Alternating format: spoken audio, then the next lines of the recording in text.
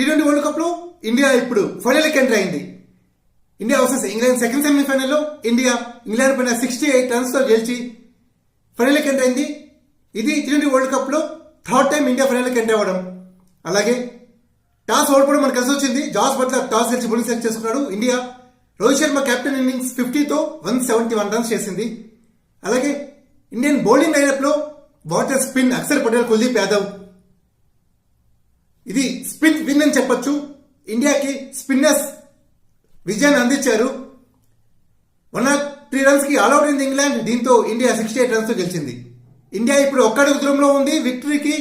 2007 తర్వాత ఇండియా 2014 లో ఫైనల్ కి ఎంటర్ అయింది. ఇప్పుడు 2024 లో ఫైనల్ కి ఎంటర్ అయింది. Second time India world cup గెలవాలని విష్ చేద్దాం. All the best to India. India versus south Africa final June 29 జరగబోతుంది బార్బడోస్ లో.